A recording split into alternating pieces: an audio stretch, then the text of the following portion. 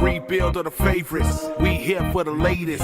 South side or the north side, not tuned to the greatest. Home team for the home teams. Both sides got our own rings. On the mound or the long ball, but we don't put the wrong strings. Yeah. It's that time of the year now. Wrigley or guarantees for the whole league that we hear now. New show with a new mood. Discussions and interviews. Trade rumors that might be. This is Pinwheels and Knife. What's going on, everybody? How you guys doing? We're going to wait a minute, let people come and join in, and then we are going to get to it. I'm a very happy camper today, so we have so much to talk about. It's unbelievable. So let people come in. Actually, real quick, I'm going to bounce out because I can already see my internet fading, so I got to do this real quick.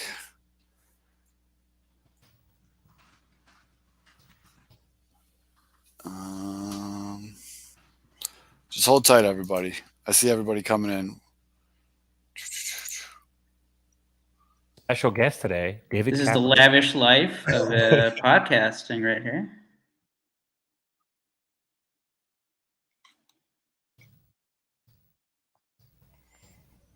And back. There you go. There you go. Way better. Live show, everyone. Let's do it live. All right, you guys ready? Yep. All right, in 3, 2, 1. What's going on, everybody? It is Thursday, March 17th. Happy St. Patrick's Day to those who celebrate. And if you went to the parades this weekend, hopefully you're finally starting to feel like yourself. You have found the Pinwheels and Ivy podcast. I am your host, Matt Zwoski, a.k.a. Father Zoe, a.k.a. One Seed Zoe. And with me, as always, Mr. Aldo Soto. Hello, everyone. Hello. Happy baseball is back week, day, month. Woo. Yes. And the good Reverend K. Fids rocking his Rockies hat. Yeah, did something happen this week? I mean, I feel Kevin's like going to be a fan of like all of real... NL West teams by the end of someone's career. I know, right? It's gonna have a hat. I'm going to warn everybody right now, if you're one of those viewers that or listeners that likes to drink anytime Kevin mentions KB, just go to the hospital waiting room now. Because I got to just thought the name. I thought the name. Drink. Yes. So obviously we have just a shitload to talk about.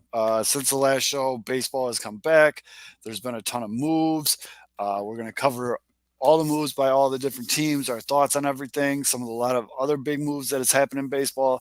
And the best part is nowhere near done yet. There's still a lot of free agents out there that still need a home. Yeah, we're going to get into all that and then some.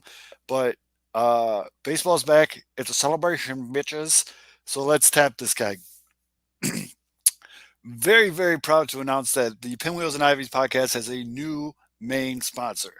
Yes, we are very, very happy to say that the Chicago Golf Tour is now the official sponsor of the Pinwheels and Ivy podcast. Chicago Golf Tour, you can find them at shygolftour.com. It's the fastest growing amateur golf tour in the Chicagoland area, offering the South Side Tour, North Side Tour, and West Side Tour. They have 12 events scheduled per tour, 6 regular events, 4 majors, a playoff, and a championship. They basically play singles, flighted net handicap, tournament rules, stroke play format. Basically what they do is they have a South Side, North Side, and West Side bracket. You get 2 weeks to play a specific course. You have to play with another tour member to attest your score, and then it's tournament style, FedEx style point. If you are a Chicagoland golfer, this is it. This is what you've been looking for, because this is the shit. It's so well run, so well put together. I'm absolutely pumped that we have them as the show sponsor here. Amateur golf for the common man, built around the schedule flexibility. Make sure you go and check out the Chicago Golf Tour. That's shygolftour.com. Use promo code SM25 and you'll get $25 off your sign-up fee. So again, Chicago Golf Tour. That's shygolftour.com. Use promo code SM25. You'll get $25 off your sign-up fee. And I'm telling you from experience, it's a great, great setup. It's just a middle of the road kind of shit golfer. It's a great setup. You'll have a lot of fun. Get your friend to join so you can play play in these great courses. It forces your hand to play these great courses around the Chicagoland area. But if you are a golfer in the Chicagoland area, you're definitely going to want to check this out. They do an awesome job with this. Again, Chicago Golf Tour, promo code SM25. And then I do have to say, according to a source, there's a possible appearance by one of the co-hosts of Pinwheels Navi podcast. Yep. According to a source. The rumor is if you join the Southside Tour, you might see a boy. And actually, since I moved out of the city, I need people to play with. So, yeah. Hit me up. Zoe moved uptown, downtown, outside town, Southwest town. South town. I will never go more north. Only south. You're in Kankakee. So yeah, we're really excited to have a new sponsor of the show. If you like the show, which obviously if you're watching or listening, you do us a favor. At least go check them out. Shy Golf Tour. They've been very generous with their time and their show sponsorship. We got to make sure we show the sponsor some love. ShyGolfTour.com. And even if you right now listening aren't into golf, but you know people who do, tell them. And again, SM25. Hell yeah. All right. Hey guys, baseball's back. Wow. Yeah. Wow. Remember, So cool. remember when you were in the Beatles? That was awesome. I was just thinking right now, it's been less than a week, but it feels longer. Yes. It feels. But it's been less than a week though. I think the deal, or like they finally reached a deal on Thursday, like last Thursday. But Well, what it felt. Part cheers of that reason. Cheers to the return of baseball. We'll start with this one. cheers. That's more. There's gonna be a few of these. We needed this. That's gross. Not too many, Kevin. We need you fresh for most of the show. Well, did you notice it was only a half shot? Of course, it was a shot glass. So it's probably just I think the reason it feels like that, although, is because, like as soon as like the deal was like gonna get done, you saw all these tweets coming out, like how it's gonna be like a whirlwind of deals and all this stuff is gonna happen, and like it's like when you were a little kid and you got like super jacked up for something and like time just flew by. You know what I mean? Like No, it's definitely, and like I mean, if you're listening to this, you probably also live on Twitter and social media, so you've been riding the wave of, if you're either a Sox fan, Cubs fan, really like any fan, most fans, all the rumors that just been going around. I mean, just Friday alone, you know, we started off with the Correa to the Cubs. The Cubs are a favorite, even though obviously that's not gonna happen. But just riding that wave, we have the phantom accounts of the phantom sources, having fun with those, just everything. It's shitting on takes, having fun with each other. It's all wonderful. It's all wonderful. Dude, did it not though feel like a middle school fucking dance to start out with too? Nobody wanted to actually make the first move. Yeah. So like we sat there for like it was a good 24 hours. We're sitting there like, you could talk to her. No, you could talk. You ask her to dance. But it was the whole, hey guys, we weren't talking during the lockout. Right. Wink, wink. That's There's the no thing. way. There's no way that we could agree to these deals so fast. that's the thing. No one wanted to admit. No one Yeah. wanted to be the first one to admit they were cheating, because if you remember, the first like deal that was announced was like some no-name reliever. Yeah, a poor guy too, because Yeah. hey, he's a major leaguer, but it was like, who the fuck is this guy? Yeah, everybody was like, it's like that movie, like, we ruined the good surprise on you. I remember. I forget. I think his name is John Beck or something on Twitter. We brought it up before. The guy who like does the breakdown of like all the free agents and all the Yeah. positional needs for teams. He tweeted out something like, "Man, like this is going to be a no-name reliever who's going to be the first deal, and no one's going to care." And then Peter Gammons just like dunked on him. He's like, "Wow, way to just treat these human beings as just names on a piece of paper." Settle down. Don't get all sensitive about it. Well, here, before we get into the moves, we got a question about the terms of baseball coming back from our good friend Bardo there. What do you think of the 12 teams instead of 14 in the playoffs? My initial thought was it's not going to look, for everyone saying, because it's going from 10 to 12, and everyone's like, oh, it's just going to diminish the regular season. I don't think it's going to look as bad when the league expands to 32. Right. So it'll be 12 out of 32 before it's 10 out of 30. I mean, we can, if you guys want, we can get into the whole, does this mean teams, they don't have to spend as much because, hey, if you have an 82-win team, you can be in the wild card. Right. But really, I mean, I'm fine with it. I'm good with I'm it. fine with it. I mean, it got to the point where they can have 20 teams in the playoffs for all I care. I just wanted baseball back. And if it was Okay. 10 teams to 16 or 14 teams and they landed on 12, I'm good with, because you do know every year there's one or two teams, like the White Sox, the year after they won the World Series, they won like 90 something games that they didn't make the playoffs. You know what I mean? I think it'll make the playoffs a little bit more interesting. And the other thing is, it's only one more team per league. Right. It's not like, oh, they're adding like an extra, couple. It's not like an extra 4 teams per league or something. It's not something crazy like that. It's only, for the most part, there are going to be some teams who are going to be deserving. Yes, we're going to have the occasional, damn, look at this 81-win team in the wild card round, but I'll take it. Yeah, it doesn't matter. More baseball. I mean, hey, more baseball. That's more baseball, and it's going to make for some more interesting matchups. Like, I don't know. I'm excited about it. And at this point, again, I can't reiterate this enough. I just didn't give a shit. I just wanted baseball to be back. All right, be serious, both of you, or be honest. When all the talk was coming down, before the report came out that the executive vote for the players union was going to vote no, before that came out, and you guys saw the numbers, and it's like, all right, they're pretty close on most stuff. Were you guys just like? Because I know Kevin, for a couple of days leading up to, you're like, hey, if it costs us the season, if the players get what they want, it costs us the season. But once it got to the point where, all right, they're going to go to this vote, were you guys like, just do it, I don't care anymore? Or were you still on the, hey, players, get yours? No, I think I told you guys this a billion times in the chat. I was willing to admit, I was willing to lose an entire baseball season if it meant, look, again, we talked about it on the show too, they couldn't get 30, 40 years of owner advantage in these negotiations back in one. But they did need to literally chop a leg out.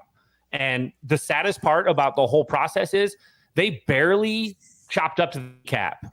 But you would think, based on how this thing went, that they got like half of that back. They didn't. They didn't really get that much back. But that's this battle that these guys are going to have to face for the next 30, 40 years with their collective bargaining agreement to even get it back to remotely fair and balanced between players and owners. That's how bad it's been for the last 40 years. And you could 100% blame the corporate media, who has carried the water for the people that give them access the entire time. And so this is, to me, once they got dug deep into this and the owners started throwing the BS stuff where they would throw like a last minute thing in there to just kind of like, it was like you couldn't just give the offer. You had to toss something in last minute. You just couldn't just let it be. And you could see that. I would hope. I mean, I know a lot of baseball and sports fans have short memories. So in 2 weeks, they're like a chocolate lab. When you leave the room, 30 minutes later, they forgot you're gone, and they don't know how long you've been gone. They have a short memory span, and so we saw the owners on display and the shenanigans they pull on display blatantly, constantly over the course of a couple months. And sooner or later, a majority of the fans are going to go right back to their doldrums and go right back into that swing of things, back to blaming Scott Boras, back to blaming the players for being greedy, back to saying just shut up and play, billionaires versus millionaires, blah, blah, blah. And they're going to forget that this was a line in the sand for these guys. And I support the players. I will always support the players over the owners. And I was willing to lose the whole season if we had to. And I would watch reruns, I guess, or just a lot of MLB The Show. But and that's the thing. You said it perfectly. The whole... The ever since there's been the dispute between owners and the players on what's fair pay, the players have been screwed every single time. We've said it, you've said it, Zoe said it, we've said it multiple times. No matter what this deal was going to be, the MLB owners were still going to win out. No matter what, they're always going to win. They're always going to win. Always going to win. And I think I told you guys the day it was happening, or Wednesday night, the most annoying part, because during this entire process, I was with you, Kevin. I was like, hey, it's going to drag out. MLB is going to try to just fuck. All this was them trying to break the union. So I'm glad the players, stood strong and didn't just cave in immediately. But when they could not agree on the international draft stuff, when they had the agreement, but MLB is well, our fake deadline passed, even though we offered you that, and now you're accepting it, but it's past the deadline. We're gonna have to wait another 24 hours. That's the point where I broke. I was like, "Fuck this shit! What the fuck is it?" Well, it was. I think we joked about it too. This was more about the owners didn't have to break the players. The owners had to break the fans, who then the weight of the fans would then break the players. The owners didn't attack the players. The owners were preying on the fans. Remember, the owners were the ones that locked everybody out. They could have ended the lockout at any point and then operated and negotiated under basically, a general understanding. They didn't. They didn't want to go there, and they would like to throw out, well, the players are going to strike midseason anyway. Well, were they? You don't know that. And so all this stuff, it was really interesting to watch though, because it was the players finally getting to communicate with the general public directly using social media. The owners trying to put the pressure on. I'm telling you right now, we're going to look back on this one day, and I'm sure someone's going to do some sort of deep dive autopsy, and we're going to find out that there were thousands and thousands of bots created by PR groups that are working for the ownership groups. I guarantee you. And we're going to see that these guys were utilizing the same kind of blueprint. I don't know if you guys aren't familiar with Cambridge Analytica. It was a data company that took Facebook information and took people that were sitting on the fence when it came to political decisions and used that information to push them one side or the other. All sides do it. It's a marketing thing. It's not like it's not like a political party thing, but it's the data information they have. And they had that information and they pushed where they knew where to push them in the direction they wanted them to go. It's how they sell products these days as well. And this is where the owners were pushing. Billionaire owners always have the upper hand no matter what's going to happen because they have those aces in the hole. They command and control the narrative. And at least the players had an opportunity this time to speak directly to the fans. But the players, I feel like the fans were the target. I think the owners targeted the fans to break the fans. If the fans broke, which they were on the verge of, a lot of them, things like that was disconcerting to see. Going to bed every night with Bob Nightingale saying, "There's a deal in the morning. We're going to be done," like 85 freaking times. That's so disappointing. It's like walking down on the stairs as an 8-year-old kid thinking it's Christmas morning and your tree is empty, and you got nothing but a cold porridge sitting on your table, and that's your Christmas morning. So it was very disappointing to a lot of people, and it broke them. And a lot of people fell along the wayside, but they got what they wanted to. And I'm sure that the more wealthier guys, the Scherzers and stuff, had something else that they were thinking about. But it was pretty close to. It was probably the best you were going to get at that point. So we're going to take these moves in by when they happened. I'm going to read off the move. It could be a Cubs, it could be a White Sox. We'll give our reaction, and then we're going to move on to the next move, and so on and so forth. So the first move was the Cubs signed a former All-Star shortstop. Not Correa. Keep going, so because you can run it down a little bit, and it's like, wait, who are you talking about? You can be former All-Star, elite Gold Glove defensive shortstop. You could actually word it in a trivia question. Which Chicago Cubs shortstop signed in the 2022 offseason believes that children were being abducted and their adrenaline glands eaten by elites ordered out of a furniture catalog? That would be the Cubs' new signing shortstop. Yeah. So the Cubs signed Andrelton. Close. Andrelton Simmons. Andrelton. Don't worry, so I had to copy and paste his name every time I wrote it. So they got him for 1 year, $4 million.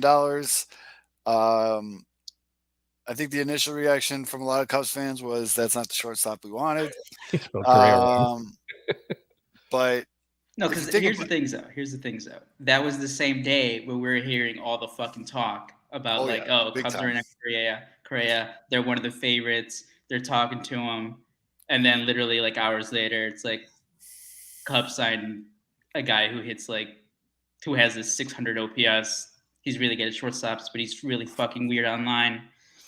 He is weird online, but other than that, to say the least, weird online. Let the record show, at the time of this recording, yes, Carlos Correa is not a Chicago Cub, but he is still officially unsigned. So you never know. It can happen. So here's what you're getting in Simmons. You're getting a really good glove. And that's it. Everybody knows that. You can stop. No. That's it, Zoe. You don't have to keep it. That's it. He's not.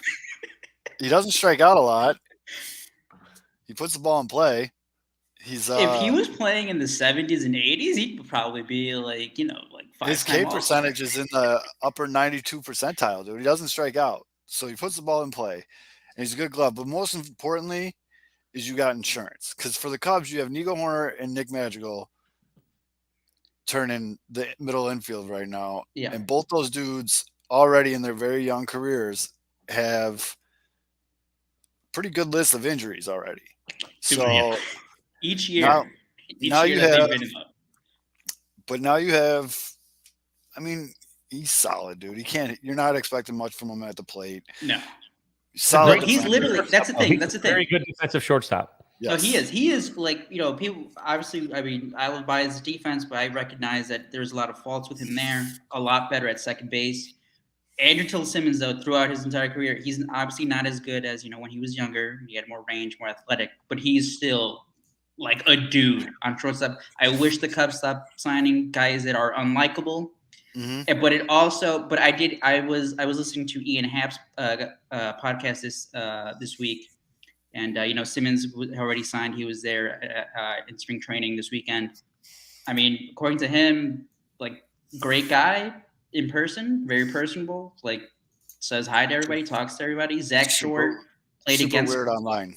Yes, very super weird. Zach Short talked about, an interaction he had with him when on base one time when playing against the Twins. Seems like a very likable guy in person, but again. Which is actually a really good point because, I mean, in 2022, unfortunately, people just think like what you say online and like shit, like that's who you are as a person. Right. And I mean, he could be a good dude. His belief system, maybe like on the 30-pack scale, he's at like a 2 out of 10. Right. And the only reason he got a 2 was because he could tell me Mike Trout stories. But I mean, and he was good for me in MLB The Show like 3 years ago. He was like a diamond player. Oh, wow. But I don't know. I mean, there's nothing crazy about that except for his Twitter account. He's just a good, solid backup. Or not? He's insurance. He's also a guy. Again, I mean, you'll have to do it less, I guess, with the DH and everything. But he's a guy that if you have a lead in the 6th, 7th inning, you throw out a shortstop and you solidify your defense. And of course, we'll talk about the other transactions the Cubs made. Yeah. The Cubs have actually a very good defensive. Their defense is actually pretty darn solid. I mean, especially up the middle. If you're looking at, wherever you're going to put Suzuki and you're going to put, you got a Jason Hayward, you got obviously Simmons, you got, I think Nico Horner's a very good defensive player. I think Nick Madrigal will show that he's a good defensive player as well. I think Patrick Wisdom is shown to be pretty decent over there at the hot corner. I think probably the weakest defensive position now in the Cubs' entire, I guess 9 would actually be at first base for now. And it's not terrible over there. So no, that's a good thing. So see, look, here's the thing. Like on isolation, like we always like to frame these, the bigger picture and then things in a vacuum. Mm-hmm. And the sign of Andrelton Simmons, the baseball player, fine, completely fine, because you are getting elite glove at a premium defensive position. Cool. You don't. If you get anything from him on offense, that's just gravy, like great. Right. But yeah. But obviously, when you factor in other things, like well, again, we've talked about it on the show many, many times because of other players. You do need a guy that'll put the ball in play. You know what I mean? He might not always get that base hit, but if there's a runner on second and he hits it to the right side and advances the runner, that's invaluable. That's baseball, and you need those guys in your lineup. Unfortunately, the Cubs have like 3 of those guys now, but still, a few more. I think I've said it on here. You have 3 outcomes and 3 nons, and you actually now have balance. That's a 33 and a third balance right there. I have no problem with that. So the next move is not a Chicago move, but I feel like we need to address it. Ralph actually asked a question here. In the chat, which if you're watching us live, please get in the chat here. Should the White Sox have given Rodon the qualifying offer? What he's referring to is the next move that actually happened was Carlos Rodon took a 2-year, $44 million contract with the San Francisco Giants with an opt-out after 2022. This is a great move for Carlos. I mean, we'll get into the contract details on why that was a great move for Carlos, but it was a great move for Carlos. Now, to Ralph's question, and this is my theory behind it. And I know that a lot of people have a lot of different takes about this. This is just mine. I'm not saying yours is wrong. Everybody needs to fucking relax. As you can tell, I've had some arguments about this already. The White Sox didn't offer Rodon the qualifying offer for 2 reasons. One, to get in good graces with his agent, Scott Boras, because Boras probably knew that he would go and get more money somewhere else than the qualifying offer would be. And 2, they were scared he would take it. Because we saw in the playoffs last year, Carlos go out there and throw just short of a heroic first inning, where you could tell that man was going out there and giving every fucking inch of what he had. He was going to go until his arm fell off, and then it did. Because, I mean, it just all went – but you could tell he was struggling every pitch. When he hit, like, 97 on the gun, like, his face looked surprised. Like, he turned around. It's one of the best cameras. He was like, oh, shit. Like, he was giving it all, and I'll never, ever forget Carlos Rodon for that. Me and him had a very rocky relationship while he was on the White Sox. I know all about that. I know you do. You've been along for the whole ride. But he really won me over these last 2 seasons. I think a lot of Sox, a lot of Sox fans he did. I mean, very tough career with injuries and being a high draft pick out of North Carolina State, and he was supposed to be the ace of the rotation, and then the internal bleeding in his forearm, like shit just got nasty. And then the comeback for him to just come out and pitch lights out. Like there was a time last year where he was a Cy Young candidate, but then the second half of the season, man, those injuries were just extremely clear. And I think he'll do well on the Giants, but I also think the Sox wanted to let him go get more money because they know what his limitations are. Here's my question to you, though. Do you think, especially the way that Rick Hahn was operating, that especially it's so especially important because, you know, I hate to use that word window because it's such a cliche, but they're in that window. And I think that, do you feel like it's important for like Rick Hahn to operate with absolutes and no question marks when you hit this window period, as opposed to saying, I'm going to take a risk on blankety blank? I do. What appears to be the most sure thing for that consistency. Well, it's funny because I'm going to say I do. And then we're going to talk about some of the moves he just made. But no, I really – and before we get into it, I like what Rick's done so far. And, I mean, if you look at the White Sox on paper now, it's a little scary. But because if someone gets hurt, we're really fucked. But – the classic beef loaf meme. Yep. Kenny Williams. Don't get hurt or stay healthy. But yeah, I think Carlos kind of maybe needed a change of scenery, a different athletic training crew, you know, different people looking at his. I mean, that arm is held together with duct tape right now. I wish him nothing but the best in San Francisco, but that's just the face. That's just facts. I do think the Sox did make a mistake. I think you have to extend the qualifying offer because the worst case scenario is he does take it. You know, you're quote unquote stuck with him.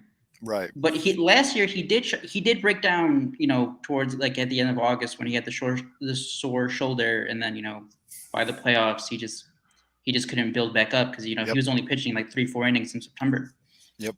But I mean, you know, right now you look at the options. Hey, do you want to roll the dice again with Rodon on a 1-year commitment? And hey, if he stays healthy, you know, you have a guy who has ace stuff, or are you going to roll the dice with Vince Velasquez and Dallas Keuchel? So, well, it's funny though. It is funny. Ralph says it in the thing that Hahn also has a bullpen fetish. Rick Hahn collects bullpen arms like Ryan Pace collected tight ends. Yeah, we're gonna get there in just a minute. So, but again, I mean, I get it. It was tough because it's like, well, you know, that's another. What was the qualifying offer? Like at 18.5, something like that. Yeah. So he got more money, and good for him. Yeah. Yeah. So like I think he was going to sign somewhere else regardless. You know what? He still wouldn't have signed right now because if you look at the other free agents right now who are still unsigned, it's the guys who have that qualifying offer draft pick attached to them. So I think that market would have taken longer. But I do think eventually, no matter what, he was going to sign more. And then, you know, the Sox would have been compensated, but it happens. You wish him luck a lot. I mean, I think almost all Sox fans love the guy and respect how he came back. I was very happy with White Sox Twitter as a whole for how they handled it. Mm-hmm. I mean, I was expecting White Sox Twitter to come at his wife, Ashley. Like I was really, really, really waiting for that one. I'm really glad they didn't because she would have destroyed all of them. Good job, Twitter. You were nice. But yeah, and then on March 12th, the White Sox went out and they signed Josh Harrison. Now, I am a fan of this move because, to be honest with you, I never paid too much attention to Josh Harrison as a baseball player. I just knew he was always on these teams, and he always was just like a solid guy. You know what I mean? Yeah. But the White Sox had what I've said from day one, a problem at second base. Larry Garcia is a top of the line A+ utility guy, but he should not be an everyday starter. And they went out and got Josh Harrison to play second base. Now he's 34 years old, and you want to talk about, a guy he's been around the block. You know what I mean? Like he's been on a lot of good teams. He's been on some shitty teams, but the big thing though with Josh that I've come to learn after looking him up a little bit is everywhere he goes, he is considered like the man in the clubhouse. Like everybody loves him. Lucas Giolito was like almost like a little kid. He was giddy talking about how they were just so happy to have him in the clubhouse. Like opposing teams knew how much he's a glue guy. He's a seasoned vet on this team with a lot of younger guys. Baseball Savant, you're fucking up. They have him on the Cubs, or they have him on the A's still. Too slow, Baseball Savant.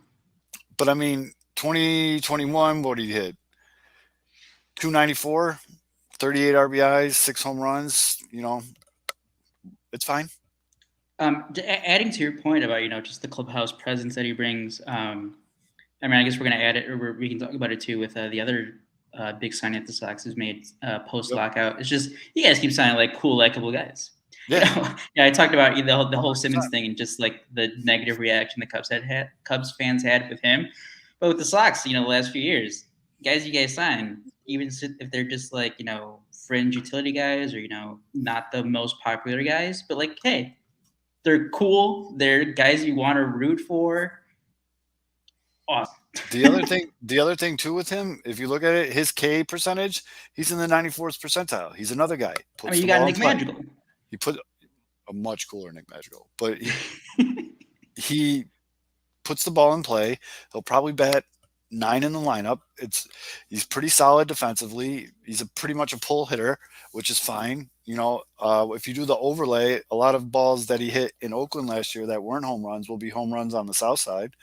And I mean, I'm good with the signing. And something that I didn't even realize that someone pointed out that I just think is cool. The White Sox will have the only predominantly black or second baseman and shortstop. So first African American middle infield. Yeah. Or the only. Yeah. And I think that's awesome. I mean, it's just something cool the White Sox do.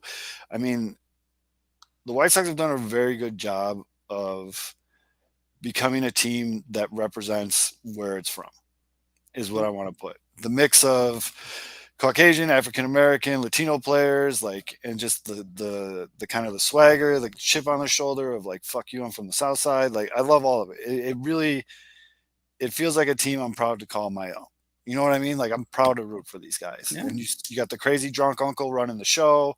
I mean, this is all South Side. This is 100% South Side. So the Josh Harrison move, again, he's 34, been on a lot of clubs. He's played, I feel like he's played for everyone. He played for the Pirates, the Tigers, the Nationals, and the A's. I mean, when I saw the signing, it was like, all right, bam, because we talked about it, with like what to expect from, or I think Kevin, you said, do you want guarantees or do you want the gambles? Like with Josh Harrison, you know what you're getting. Like consistent guy, is going to get you a decent batting average, play solid defense. You don't have to worry about, oh my God, are we going to have Larry Garcia starting 120 games at second base? Like boom, that's out of the window now. To answer this question, Ralph, and again, if you're watching us live, jump in the chat, ask questions. And if your question isn't relevant to what we're talking about, when it does become relevant, we'll get to it. But Ralph asked, does Harrison signing remind you of Adam Eaton? Except Eaton is a tool, of course. Good. I'm very glad you pointed that out, Ralph. But 34 and Hahn isn't great at one-year deals. So I get what you're saying, and the logic definitely checks out. But I'm going to say no to this because, one, Eaton is a tool and not a great locker room guy. Where Harrison, apparently, again, everybody in the league loves him. And I just feel like Harrison plays just the different position, the second baseman versus the right fielder, that it's a little bit different. And I think offensively, yeah. he's just been more consistent. I know Eaton had those monster years at the end with the Sox and a big year with the Nationals. Yep. But like you could tell that the numbers are regressing. I haven't dived into the analytics side of Josh Harrison, Right. but I mean, it just seems like a guy who's been consistent in the last 3-4 years. And even if he's not, again, we talk about the White Sox lineup is stacked. You just need like someone who isn't bad at one of your middle infield positions. We're gonna get to that, and the other thing is Harrison doesn't get hurt a lot. He's a little bit healthier than Eaton was coming in. So yeah, that's the other part. I'm a big fan of this signing. So all right, we did 2 White Sox ones. Let's get to the whopper for the Cubs, because I think we're gonna probably, and I'm just gonna call this guy Seiya. I mean, I thought you were gonna say just Suzuki because it's easier to say. How do you say his first name? I haven't looked it up. I'm guessing just Seiya. Seiya. Seiya. But I think it's Seiya Suzuki. And you got to imagine though, the Cubs broadcast team is just this guy. Anytime he hits the bomb, it's Seiya. Oh no, we have to. Okay, guys, are we deciding? Is it? We got to be thankful that Uncle Harry is not around to broadcast. We have to decide. So for a home run, is it going to be? Is it Seiya Leda, Seiya Maria? No, it's just Seiya. Yeah, wouldn't want to be. It's like a real quick like Seiya. You got to say it like you're out of breath, like Seiya. And before we even get into this signing, though, I just want to make a plea to Cubs fans. Just one quick plea. Don't do the same shit you did when you got Fukudome. Jesus. Don't do the headbands and the karate outfits and all that. Don't do that shit, man. Pardon repeating it. I'm not like glorifying it, but the hoary cow shit was really bad. Don't do that shit. Yeah, if Cub fans want to have like fun with this signing, like wear like nacho shirts or something with Seiya Suzuki. There's this hilarious line in The Athletic talking about the signing, and he was like in a meeting. I think I hadn't read the whole thing, so I don't know if it was the meeting with the Cubs specifically, but he was like in a meeting talking with the team, and he wanted to see like what cities had like the best cuisine, basically, who has the best food. And there was a line where he's talking and he's like making a motion, and the agent, and he's like mutters something, and the agent's like, "Oh, he's talking about nachos." So we're like a nachos themed shirt, but buy him some nachos. I don't know. Yeah. Yep. And so here's a cheer shot, by the way, to see you. Wouldn't want to be you. Our favorite pineapple candy. So there was a lot of teams bidding for the kid. Well, he's not really a kid. He's 27 years old, but going after him. The Cubs landed him 5 years, $85 million. It's a lot of loot for the Cubs to be dishing out, but the kid was pretty good though. He's coming off a season where he was he's a 5-time NBP All-Star who has reportedly a cannon of a throwing arm from right field. And he's coming off a season in which he hit 38 home runs, slashing 317, 433, and 639. I mean, quick pause too. I'm gonna see if this will work. There we go. You guys want to see? Yeah, I do actually. All right, I'll take the volume off so you can just watch. I mean, well, hold on. Listen to the sound on the first few, and that way you can just leave the sound on for the people that listen to this on Thursday so they can hear the crack.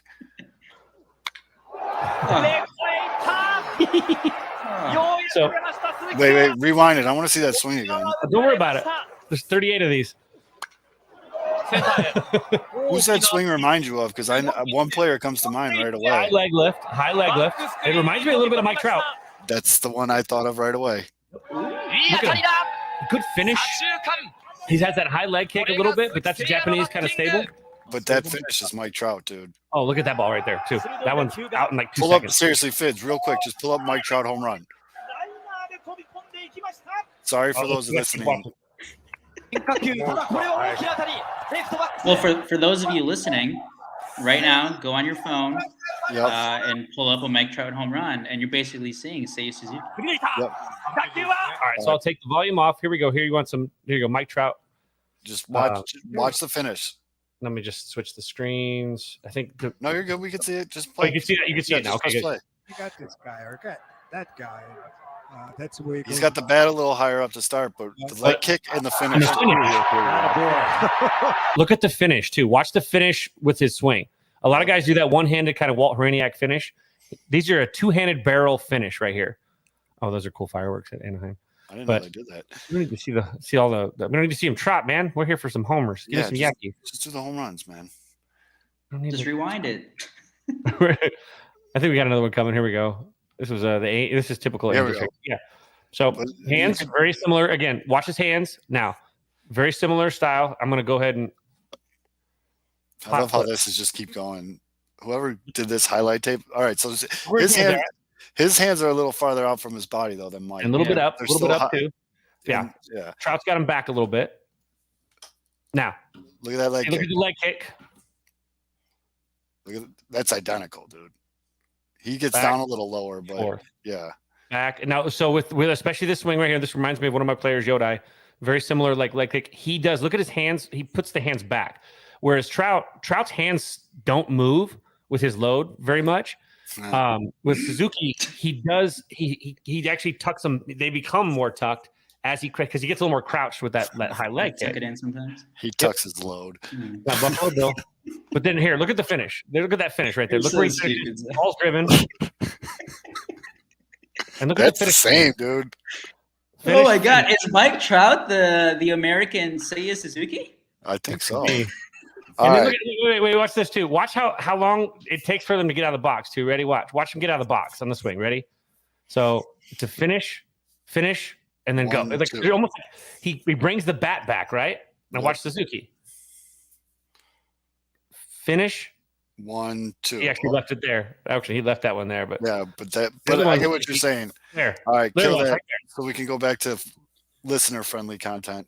Although you should actually clip that comparison though, because that'll definitely get the Twitters. No, the headline's going to be Mike Trout is the American Suzuki. But I know you two got to be pumped about this. Yeah. Oh no, so this is what I was going to say because all right, so obviously there's the lockout, and before it, the only big move that the Cubs had made at the time was Marcus Stroman, and Yan Gomes, solid, fine. There was rumors back then. It's like, oh, the Cubs are interested in Suzuki. This guy's, big star in Japan. I have to admit, at the time, I was just not. I don't even know, not even pessimistic, but I was like, all right, well, in my mind, this was like another Shogo Akiyama situation. It's like, oh, okay, solid outfielder. Maybe he's coming here. Cubs maybe have a shot. Once, things got more serious, post-lockout, started to look up some of the scouting reports, some of the projections, looking at the numbers. And then really the first time that I was surprised was when that report came out on Monday, I think, or Tuesday, or I think it was Monday, where a Japanese report came out. And it's like, oh, the Padres already signed him 5 years, 70. And I was like, whoa, 5 years, 70. I was like, okay, this guy, if teams are willing to go that high, this isn't, let's give him $4 or $5 million a year and see what he does. It's like, okay, this guy team thinks he's a stud. So looking at the scouting reports, looking at stuff that, guys from Fangraphs have written, talking about a guy, who's base floor is a 2-WAR player who, if he does adjust to MLB pitching, we're talking about a 4-5 WAR player. Amazing. Still only 27. Kevin, you brought it up in our chat. It's not the stereotypical, it's a Japanese hitter, a lot of contact. No. This guy walks. You can't teach patience to players who are already playing for several years. You either know the strike zone or you don't. You're either going to be ultra aggressive or you're going to take your walks. Suzuki seems like the guy who, even if he doesn't, hit for a high average in MLB, I don't think he's going to be hitting 320, for the Cubs. But if he can maintain that high walk percentage and get some of that power still, he's not going to be hitting 40 home runs with the Cubs, but but he's plus is completely reasonable. And we talked about this too in our chat. He can adjust to American baseball. It's really difficult. Obviously, you have to assume it's going to take some time for them to get used to this. But at the same time, because of his approach, he is not a 3-outcome player, but he does have power. He is more. Again, I don't consider Mike Trout a 3-outcome player either. And he takes walks, and Suzuki takes walks. It's not an on base percentage because he literally has a fantastic command of the strike zone. So you have a guy that does hit for power, a guy that has plus speed, a guy that also obviously he was a Gold Glover in Japan. So you have a fantastic defender. He projects as a right fielder, a guy that hits for power, hits for contact, gets on base, works counts, can actually take walks. Even if they're struggling, they can find value. And I almost get worried about that because I feel like that's one of the things that Kris Bryant does well. It's a quiet yeoman-like work ethic, which is it's not always perfect. It's not always pretty, but they find a way to find value in their at-bats. And he may not have leadoff hitter potential, but I really believe that he is the best hitter on the Cubs now. He also should be a 2 or 3 hole hitter as well. You need to maximize his plate appearances because he is going to be a run creator, not just a run scorer or a run driver in. He's going to do it all. And he's a real legitimate 5-tool baseball player. And he's probably the best, it's obviously the most lucrative Japanese, I think, contract offer ever. 85 plus 15 million, whatever. And he is going to, his game looks like it will translate well to the American game. You can't say that all the time. A lot of times guys look quirky and you're like, what? But his stuff looks good all around. So, and now with these bigger bases, he's going to get that extra 8 inches. So everyone can use an extra 8 inches, right? Wish we all had. Well, here, real quick, where does his posting fee go? Nope. That doesn't go to no, that's completely different from his salary and whatever the CBT implications for that. It's 5 for 85. So what is that? 17 a year? Or 16 even. And then also, do you guys think he has leadoff hitter potential? That's what I just said. I think he's a 2-3 hitter. I think you got to maximize. I agree with Kevin. I think Madrigal goes in the leadoff spot. And I think you let this guy hit 2 or 3 behind him. I think you could have him and Madrigal together, back to back. I think you've got 2 guys, but I don't know what the power. Let's see how his power translates. Because if his power translates, you need to push him to at least a 3 hole so he can drive in a little bit more. And you could theoretically throw somebody else in that 2 hole. But I looking at the tape, I did plenty of that today, and the dude looks like he's going to translate into a very, very good American Major League Baseball player. So Kevin already said this, and this is a novel concept for some managers, but you want to give your best players the most at bats. So put him in one of those top 3 spots and give him as many at bats as you can. Let him see as much MLB pitching because he is going to need time to adjust. Because the biggest thing is the velocity. The velocity, it's just. I mean, we've seen it. MLB players have trouble even playing years and years in MLB with velocity. So that's obviously going to be the biggest hurdle for him. So get him as much at bats against these fire throwers. And all implore Cub fans to give him some. And the patience is watch him in spring training. Be patient though. He's going to take a lot of pitches, especially early on. He wants to just see, track, and really kind of figure out his timing. So he's going to probably take more pitches early on. If you expect him to walk out there and just rake, you're crazy. He's going to have to do his increment. He's going to have to adapt and adjust. But I'll tell you this, whereas in the American game, you're gaining velocity, I think he's leaving the Japanese game where you have dudes that have the most quirky deliveries where they hide the baseball longer as well. So reaction time may even out kind of over that time too, because he's going to see the ball sooner too. A lot of these guys are like, here's the baseball. I'm throwing it hard. Here it comes. Whereas in Japan, they're like, oh, whoa, where's it coming? Woo, pow, pow. Oh, it came from down there, 3/4. Oh my God. So that also benefits him in that way too. So there's some pros and cons of that, but I think that the pros are that, and again, he's going to take a lot of pitches and he knows the strike zone. So I just watched a video of him throwing people out from right field. He's got a pretty good arm. Yep. I think Kevin, you said former pitcher, right? Yeah, he was a pitcher first. Yeah. It's not like Vlad Guerrero style, but it's a pretty damn good arm, dude. Not an Ichiro arm. One last thing on just in terms of expectations from fans. Again, you see the big home run numbers at 30 coming off a 38 home run season. I think he's hit at least 25 for the past 6 years. Don't do the mistake again with Kosuke. I think that was the Kosuke thing with Fukudome. I blame the Cubs on that. Just the way they kind of presented him to fans was we have this power hitting outfielder coming from Japan, and everyone's expecting okay, this guy's gonna hit 30 home runs for us. And then Kosuke was still a solid player, but he wasn't that slugger. yes, Suzuki is going to have like a lot more power than Fukudome had, but it's not he's not going to be hitting 38 home runs for the Cubs this year. If he does, hey, I'd love it, but like we're still looking at I saw one of the comps I saw for Suzuki was like an AJ Pollock type of guy, which again, talking about a pretty solid outfielder there for a lot of years out in Arizona. That was a big move for the Cubs, though. I got to admit, though, I was actually pretty surprised that they got off their wallet for that one. But it doesn't solve one major problem the Cubs lineup has, which is the same problem the White Sox lineup had last year, which is a lot of right-handers. Right. And we're going to get to what we need both our teams to do when we got one more. Well, we can lump these two together because they happen on the same day. The White Sox went out and got, like you said, Aldo, just another cool motherfucker. They went out and got. Everybody loves this dude. They got Joe Kelly for the bullpen, which goes to the bullpen fetish comment from earlier. Mm-hmm. Fireball thrower from the Dodgers, famous for hating the Astros. Him and Tony La Russa are buds. Basically, he texted Tony saying, "You got room for one more?" And Tony's like, "Yeah, well, let's get this done."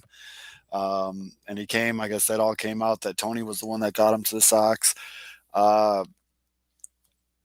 Not scared to show his emotions on the field, which fits in very nicely with the White Sox. This is going to be amazing. You guys are going to have like 4 benches clearing fights this year. So picture this, if you will. You're the guy in charge of the bleep button for the broadcast. White Sox is going to really hard. Lance Lynn is on the mound. He goes 6 strong, hands it off to Joe Kelly, who then hands it off to Liam Hendricks. That dude's he's going to get carpal tunnel after one game just from hitting the bleep button. But again, if you ever really want to know what's going on in the White Sox locker room and you're like us and you're not in there, like, some of the beat reporters, watch Lucas Giolito interviews. The dude's so genuine and so just like, he's very authentic in what he says. And he said a couple times, like, yeah, the locker room isn't where we want it to be right now, but we're getting there. So he'll tell you like what's going on in there. He doesn't do the whole everything's great all the time. And they were talking to him yesterday, which, by the way, he added 20 pounds of muscle. Dude's an absolute fucking wagon right now. No testing, baby. Giolito is just jacked now, and he's got a dumper on him too. And he's like, these guys that they've brought in have just fit like perfectly right off the bat. Like, I mean, look at what the whole trading his Dodgers uniform for a dude in the mariachi band so he can wear that to the White House. Like, the dude is just. Joe Kelly has marbles the size of Stan Marsh in Kentucky Fried, the Kentucky Fried episode of South Park when he's got his balls in a wheelbarrow.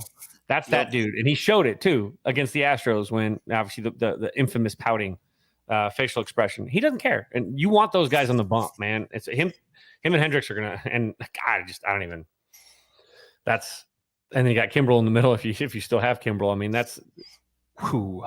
Yeah. And we're going to get to that too, because someone asked that question. But so Joe Kelly fits, big fan of the move. Yes, he is coming in from an injury, but the nice thing is the White Sox bullpen is so fucking stacked. They're good, dude. Like, they can miss a week or two of Joe Kelly. You know what I mean? Like, it's not the biggest deal. But to that point, if you remember at this point last year, we were all talking about how stacked the White Sox bullpen was, and it sucked for a while. So they move some pieces around, and, guys have another year experience. Guys have a little bit more clear understanding of what the role is going to be. Most of them do. Some guys don't. But I think I'm optimistic about the bullpen going in, but I don't understand the backlash of people. Well, I guess I understand it. They want the money being spent elsewhere, but yeah, you put money into your bullpen. I mean, how many games are win and lost because of bullpens? I was going to say also in terms of bullpens year to year are the most volatile things in baseball, I think. One year you can have a guy who's absolutely phenomenal, and then next year it's like, wait, you were supposed to be good. What the hell happened? Right. But the thing that I think is different with the Sox is that you did keep a good portion of like the main guys, and then you added different guys who have been solid. It's not like you completely tore it down and you were trying to redo the entire bullpen. It's like it's not like you're hoping for an entire new group of like 5 to 6 guys to be like, all right, please be good. It's like, all right, a couple of guys had a couple off, couple months, but we're bringing you back. You have a track record of being solid. Let's run it back again, and then you add the complementary pieces: Kendall Graveman, Joe Kelly, and then that takes the pressure off some of the young guys. Like Garrett Crochet, you don't have to rely on him as much now.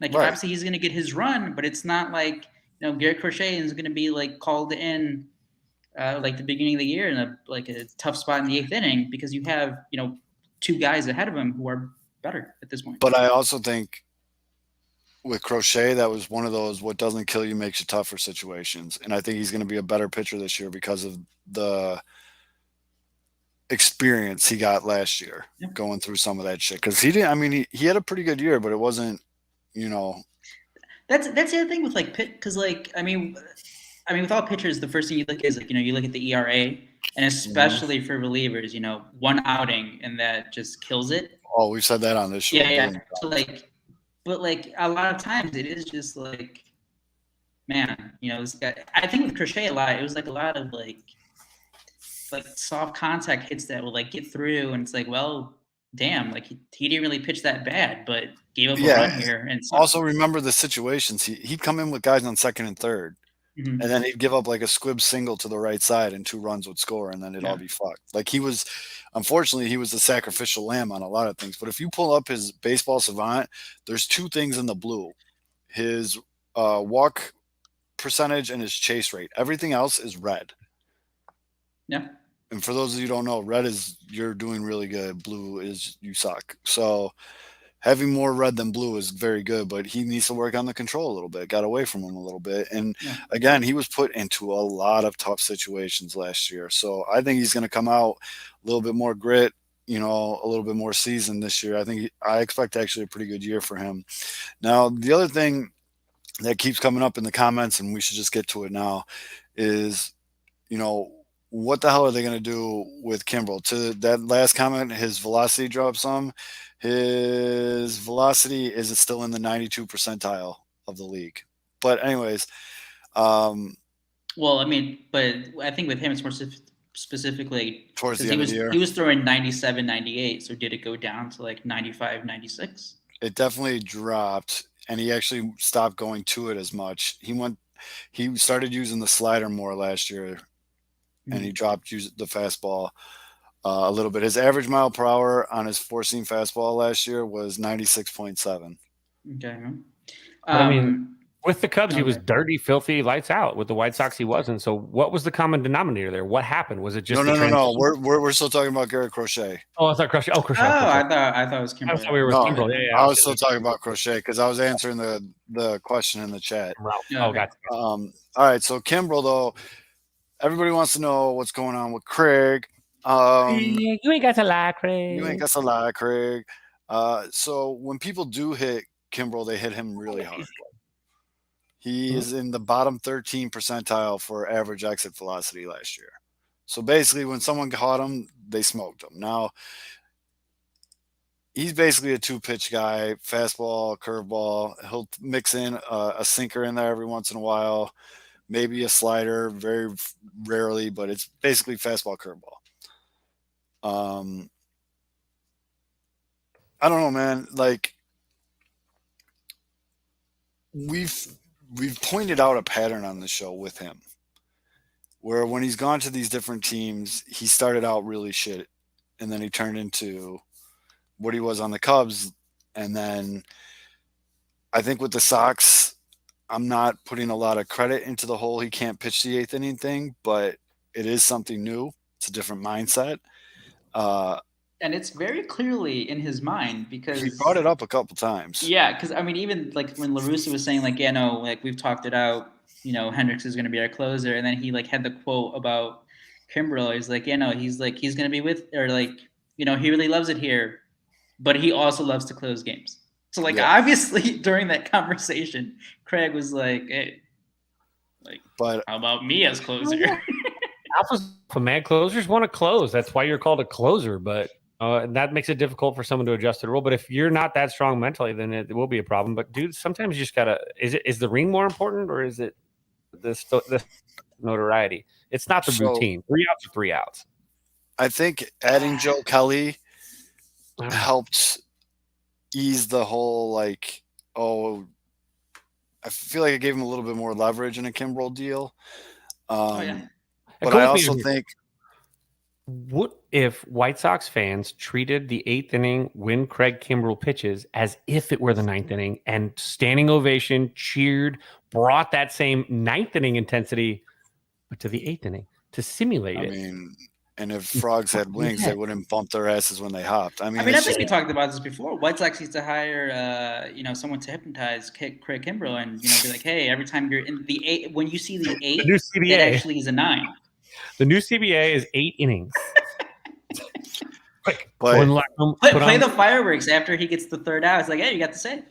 It's like one of those special, like trained, like hawks, where like as soon as the 8th inning ends, they put the mask back on top of him so he doesn't know what time it is, and then like plug his ears up, so he's just like, back on your perch, Craig, back on your perch. I will say though, I can think of worse things than having Craig Kimbrel in your bullpen. No, that's the thing. If Craig Kimbrel does get over the whole not closing and can get focused on, okay, I'm the setup man, this fucking bullpen is lights out. This is the bullpen that wins the World Series. To the comment saying, how Tony La Russa fucked up, Liam Hendricks was the reliever of the year. He was the AL reliever of the year. See, that's the thing, though, because wasn't the big talk when you guys did sign Hendricks? It's like, oh, well, I mean, you can pitch him anytime in a big spot earlier in the game. You don't have to necessarily use him as the closer. Right. Like, it wasn't the big argument? Yeah, but that obviously was false because they kept Liam as the closer. And well, that's the whole La Russa. Yeah, he won reliever of the year. Right. But like, but I again, this is semantics. But like, if you argue, if you do the debate of how to maximize your roster and putting guys in the best positions to win, again, you can say that if Kimbrel can't handle the 8th, and if you can't handle that mental side of, he's a closer, now he's not, fine. But that is a thing. Players have said, like, that's just a thing. It is. You can hate it. You can not. You can agree with it, disagree with it. It happens. So again, though, Kimbrel will be fine, I think. And if not, I think he does get traded eventually. To that point, too, here's my fear about this whole thing. If they start like doing like a whole switch thing, like Kimbrel closes sometimes, I'd rather one guy be the AL reliever of the year and the other guy figure it out than both guys get fucked up. You know what I mean? Like if they start doing the flip-flop thing and they both go south, then you know what I'm saying? Like now we're saying that Liam Hendricks is mentally weak. Wow. I ain't saying that. Are you saying he can't handle that either? Come on. He'll go nuts, but I'm just saying if you got a guy that just won the award for being the best at what he does, you don't take him away from doing that thing. Do you think Kimbrel ends 2022 with the White Sox? That's a tough one because I don't think a deal's going to happen with him before the season, but depending on where they're at by the trade deadline and what kind of season he's having, you have enough chips in that bullpen where you can make that move. Mm-hmm. So that's the thing, though. Injuries can always happen. Exactly. Fuck yeah. One of the White Sox things the White Sox don't have is depth. The only place they have depth is the bullpen. Mm-hmm. And Lord knows, no one more than White Sox fan, that dudes get hurt. And yeah. So I guess we can transition that into a certain outfield spot. What, right field? Yeah. Well, real quick, the last deal the White Sox made of note is they went and signed Vince Velasquez. He was good, then he sucked. No, I don't think he was ever good. He was all right. I don't think so. I thought he was all right at one point. Was he? I'm looking him up right now. I was under the impression he was all right at one point. I know he had a really bad year last year. Yeah. No, he's definitely a guy who I always thought he was solid at one point. It's like, he took a step back, but yeah. Oh, by the way, shout out Chase and Shreve back to the Mets. Broken by Kevin Fiddler. Don't get me started on that. Now, remember how I told you blue is bad, red is good? Vince's page is all blue. Not great. Because all blues are bad. They have terrible strike zones, and he was decent in 1 year. I got him 1 year in 2000. What? 13, 14? Yeah. 2016 maybe? 2016. He had a 4.12 ERA and 24 starts with the Phillies. Yeah. So they gave him a major league deal. This is a big, let's see what Cats can do with them type deal. I don't understand why everyone's flipping out. Just because they signed the guy doesn't mean he's automatically in the starting rotation. It's like, if it hits, great. If not, Dallas Keuchel. smell you later. No, we already have a Dallas Keuchel. We don't need No. another. If it's Name not is Dallas, Dallas. it's Dallas Keuchel. Keuchel. It's Dallas Keuchel. Right. But I mean, Dallas you got, Keuchel. but yeah, and you've got to figure, what's his face? Guy who looks like Thor, throws very hard. Oh, I can't think of his name. Noah Syndergaard? No, the White Sox version. Michael Kopech? I could not think of his name for the life of me. Oh my God! I was gonna say there's no way he's talking about Kopech because he'd know him. I just completely drew like a mental block. Hey man, it's been a long lockout. So you figure right now, you go Giolito, Lynn, Cease, Kopech. Kopech's gonna be like slow to start though, isn't he? Like they're not. I don't think they're gonna be pushing him. They're gonna put him on a limit. He apparently got real sick for a month, and it slowed down his off-season plan. I'm sure there were some takes on that. Yeah, definitely. Man. And then that fifth starter though, that's where the White Sox have some work to do, as well as the Cubs. And Cubs need a lot. but there's the rumors though for the White Sox have been linked to both of the Oakland A's pitchers. I feel like any team who, basically every team is linked to the A's right now for their pitchers. Yeah, it's a garage sale out there in Oakland. They already traded, who was it, Bassett, right, to the Mets? Bassett's gone. They got rid of Chapman. They got rid of Olsen. They got rid of, Billy Bean's just doing what Billy Bean does. He's just tearing it down again. He's going to get a bunch of cheap guys and hope a couple of them hit. You know what I mean? Like, and one or two of them will. They absolutely, Billy's good at it. But your next Las Vegas Stars. But I gotta think. Oh, excuse me. I gotta think. Wake up, sir. I gotta think. I gotta think the White Sox do go after like a Mania, whatever. But they definitely need to. It's pretty slim pickings out there right now in the pitching market without making a trade. Mm-hmm. So I gotta think that's the move there. I thought Greinke was a pretty sneaky available free agent that had some pretty decent value. I thought, what did the Royals snag him? He goes back to KC, but yeah, the Royals paid. Yeah, they did. They paid him $13 million. Is that great? Okay, I wrote about it because like the Cubs were supposedly evaluated him, whatever that means. He's 37, but he's still really solid. I was like, whoa, okay, Zach. I didn't think he had that good of a year. No, we did. Like, I thought because like he like didn't pitch forever in the postseason, and I was like, wait, so like, is he injured? Is he shut down? What happened? He still made 29 starts last year. But the one thing I want to talk to you two about, because although you actually brought it up, and I can't stop thinking about it. Oh, yeah. Out of all of these baseball reporters and roast beef sandwich accounts and all this other shit that's out there, no one is talking about action in the Michael Conforto camp. No one is talking about action in the Castellanos camp. The only thing I've heard about Castellanos was he really wanted to go home to Florida and play for the Marlins, but they're not going to pay him. Yeah. They straight like up that. That's the thing. Like at least there was that for Castellanos. Yeah, there's nothing about Michael Conforto. Nothing about Conforto. Absolutely nothing about Conforto. I don't think he's even been brought up. Like the only times he's been brought up is like here are the top free agents left, but it's never like blank is interested. Conforto's weighing out his options. Conforto's market is developing, not developing. Nothing. It's super weird, and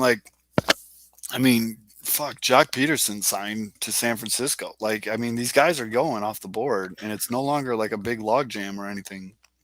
It's two things. It's two things though. It's obviously he had the qualifying offer, so he has the draft pick compensation attached to him, and then the second thing is he's he's holding out for that bag, biggest bag as he can get, but he's coming off a down 2021 season, despite having the 3-4 years prior to that where he was pretty solid. So teams are just pointing at 2021 and be like, hey, this is you, and he's like, no, this is me. So like, there has to be a bit like a sizable gap of what he wants and what teams are possibly offering. I also have, the more there's silence around it, the better I think the Sox are in on it. Because if you're a White Sox fan and you paid attention at all over the last couple of years, the more noise there is around a deal or a free agent pickup or any of that, the less likely it's going to happen. It's the guy that you're not thinking about. No one thought the Sox were going to sign Joe Kelly. Okay. No, No one thought, Harrison was coming. Like all that stuff, like even before, I think Graveman kind of just popped up and was like, "Oh, bam!" That's how the White Sox operate, though, where it comes out of nowhere. So like that. Yeah, this goes back to a couple of years too. Grandal, like that first big signing, it was like, bam, Sox Grandal. Whenever there's like a big hype or a cheesy beef account or whatever the fuck puts out a every time you say that, I can't tweet, stop like beef sandwich. Rumors. My source said, watch out for Jock Peterson. Well, we ruined that trade, so they're not making that mistake again. Your fault. Don't shift the blame. That was you. That was your fault, though. It was your fault, though. Probably. Jock's doing okay. Well, what's Steve Cishek saying now? God, what's up? Well, what's Steve Cishek saying? Who the Sox in on? Yeah, right. That account, but see, the more that there's silence around Conforto and Castellanos, I'll take either one, to be honest with you. I'm good either way. But the only thing that makes me nervous is once they do, if and when they do sign one of those two. I mean, what are you just platooning Vaughn and Sheets at DH? Yeah, right. Well, I guess you can actually get to underexpose Vaughn like it should have been last year. Yeah, you have some nice options. I mean, that's really it. That's all I can think of. But I mean, well, you could do some other stuff. Vaughn, give Jose Abreu a couple days or not days off from defense. Have him DH Vaughn at first. You can do that too. Yeah, I mean, it's. I don't know how he is defensively at first. Has he played defensively at first? Vaughn? Who? Vaughn? He is a first baseman. Not for the White Sox. But not for a while, right? He has he was drafted as a first baseman. He literally was drafted. Well, he's an outfielder now. He's no. I think first baseman. I think he did play. Well, I know in college he played, but it's been a while, right? Because all of last year he was in the outfield. He played it sometimes, but yeah, I mean, Vaughn hits the ball hard. Last year he played the outfield last year as a necessity. It wasn't supposed to be that way. He did it when people went down. Right. He was going to expect Eloy and then Lou Bob to go down, and then you got nothing. I mean, that was the problem with last year's team was there was the lack of outfield depth. So he had to. And again, I mean, didn't they put him at second for a game or something like that? And they put a little third, didn't he, at one point? He played third in spring training. He played second in a game because it was like a bullshit makeup, whatever. And then, it was just he was all over the place, which I don't think. By the way, he sees the field differently now. He probably sees the field differently. It's going to make him a better player wherever he's at because he understands all the different roles and he knows where to be at the right time to help support those roles because he's thrown to those spots as well. So I think it actually is going to benefit him in the long term. Go ahead, Aldo. What were you going to say? Oh, I was going to say, in terms of – okay, so I think we talked about it, I think, the last time we were on with Jordan, obviously, banging the drum to get Conforto, and he brought up if it's 5 for 95, you do it. At this point, if it is that – all right, so, what's your gauge on that? If the Sox do go all out and it's like, hey, no, we're like, we believe in this guy. We're giving him almost $100 million. Jerry's never given a free agent $100 million. He's never given him more than $70 million. Yeah. But time's changing, man. You know what I mean? Are you mad that they didn't go after Kris Bryant? What's up? Are you at all obviously not mad because it's not like you ever had the tease of it? But were you like, hey, why didn't they at least try for Kris Bryant or no? Or it's like, It would have been cool, but obviously from what we were told and stuff, I never really got into it to the point where Like there's never any like this could be a thing. Yeah, I never really got like my hopes up or anything about it. I mean, it would have fit. It made a ton of sense, but yeah. But can we just talk about this pitcher for a second? Picture. This dude's, Ah. if that pitcher doesn't say MVP, and then they came back with this one too. Oh, Eli, I'm sorry, and pardon my French, but this team fucks. All right, like people are gonna get pregnant just going to games. It's some bright ass shoes on Eloy. Yep, that's why he's got the shades on. I love it. Who's the Cubs pitcher? Was it a Cubs pitcher? Cubs brought up who it looks actually like Lou Ferrigno did it without a shirt back in like the late 70s. Oh, Manny Rodriguez? Was it Manny Rodriguez? Oh my God. You want to talk about adding muscle over the offseason. Manny Rodriguez is no like drug fucking testing. tank. Okay, let me go ahead and show you. Here's a tank. Here's a tank. Hold on, I guess I gotta. I don't know, man. I don't know if you guys saw it, but Giolito looks like he ate Lucas Giolito from last year. Yeah. How about that tank? That looks like his actual pecs are missile launchers. They're actual, like you can, especially when it's zoom cold. in on the biceps. Like he's been lifting. He's got they didn't have drug testing for a second. And look at you see the I said it. Everybody should be on it. Be safe. Be safe got about Ron it. Burgundy. Do your cycles and then get off before your first test. You got Ron Burgundy over here on the side with the post, like the responses to that picture. It's great. Well, Heyman just tweeted, Tigers and Twins are among many teams trying to land two of the A's of star starters, Sean Manaea or Frankie Montas. The fire sale continues. Yesterday, that tweet said White Sox and Twins.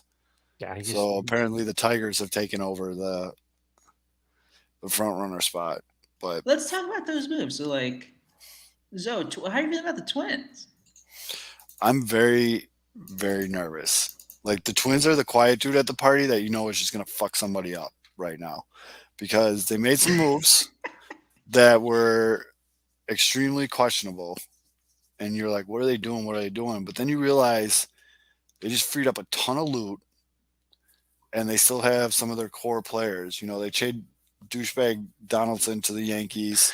What a fit. Yeah, okay. I saw that picture with him in between Judge and Stanton, and he was all clean. I just want to fucking smack him. Great guy to hate. But they traded Mitch Garver, which, okay, bye. I'm not mad about that. That could have just killed the White Sox. That's two Sox killers gone. But you're like, what are they doing? What are they doing? And then you realize, like, they have a ton of loot. They can put Trevor Story at shortstop because that's his big thing is he has to the word that came out was Story's already told two people no on huge numbers because they want him to play second. Oh. He wants to play short. Interesting. So the Twins got an opening because your new backup shortstop held that position for the Twins last year.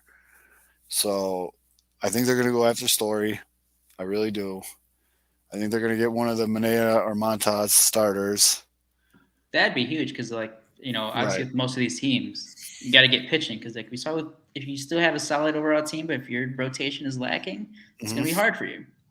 Yep. And to Matty Mitch's comment, people do have to remember the White Sox have an absolute dog piss farm system right now.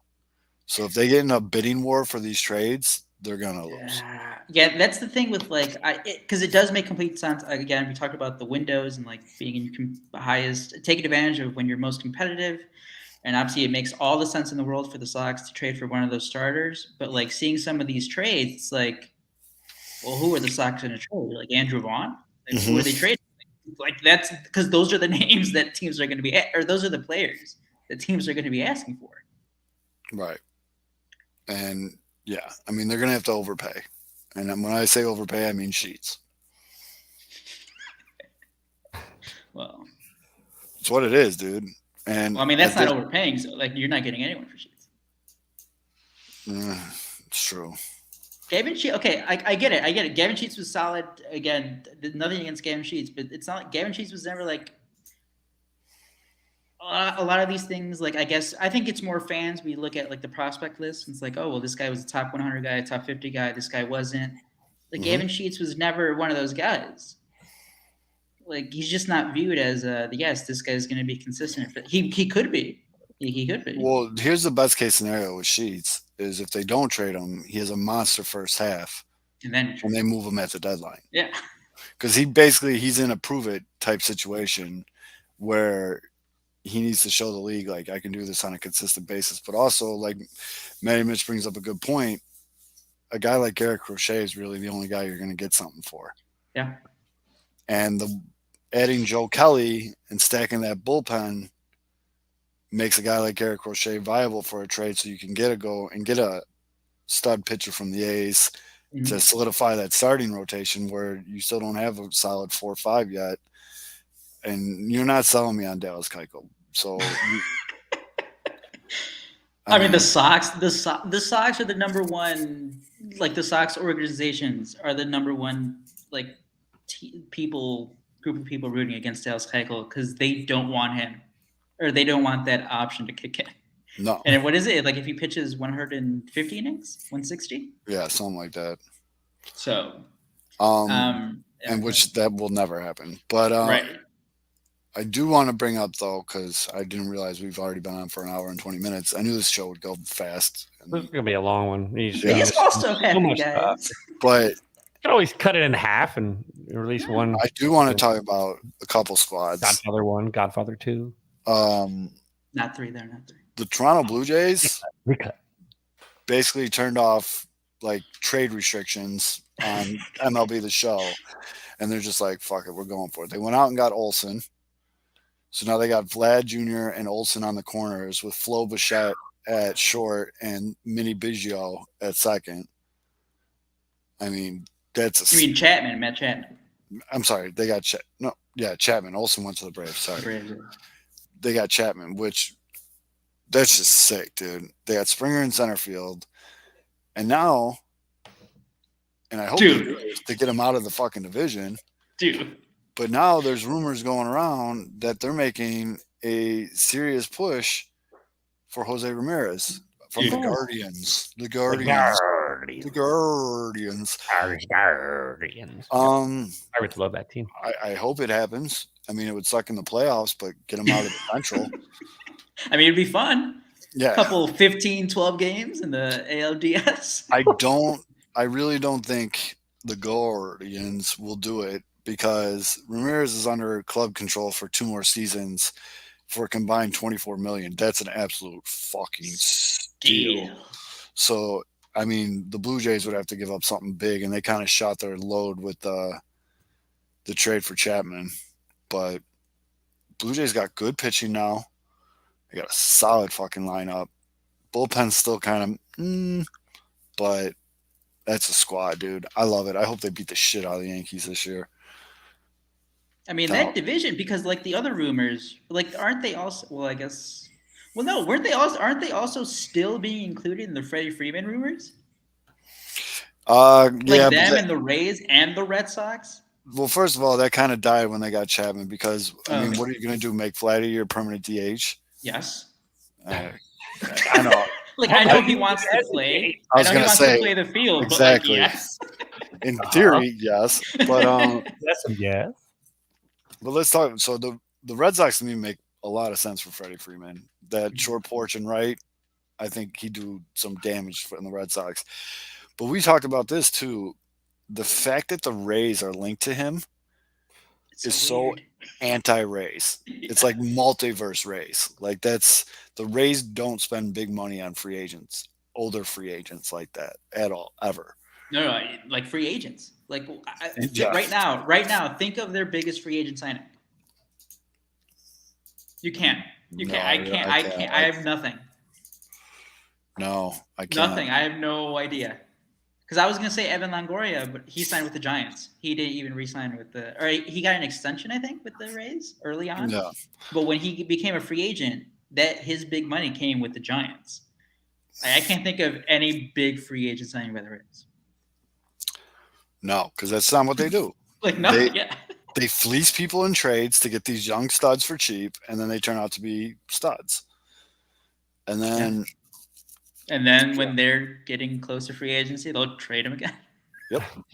And it's just like a cycle, and it works for them though. They're in the playoffs every goddamn year.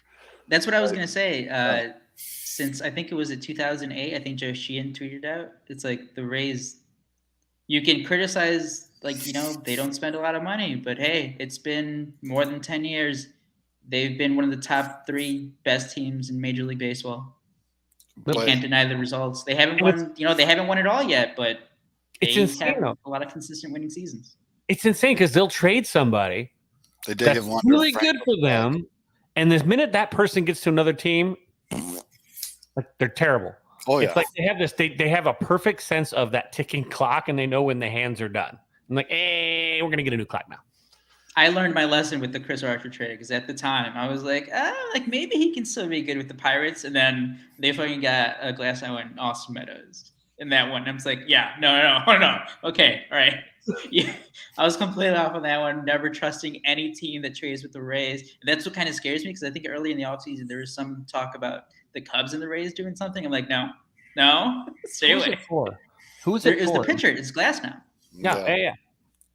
His arms. And he's coming off an injury, so like he's not even going to pitch most of this year at all, I think. No, he's stuck. Like, he did that against the White Sox. It was against the White Sox when his arm fell off. And it's like, well, if you can get him now, you're hoping because he was like he had great stuff, or was having like great numbers. But it's like, okay, well, you're not really going to have him for 2022, but you can have him for 2023. Hey, you guys want an example of exactly what we're talking about? If you're watching, yes, they got Randy Arozarena as a throw-in for a deal in St. Louis, and now the dude is a fucking postseason hero. That's like a 96 overall in MLB The Show. Like the dude's fucking stud. They did give Wander Franco the bag, but he deserved that. That kid's gonna be fucking special. But that's the thing. That was another value thing because again, that was like that was an extension that bought out all his RB years, a couple free agent years. Yeah. So like they did give Wander Franco like, number 1 prospect in baseball. So.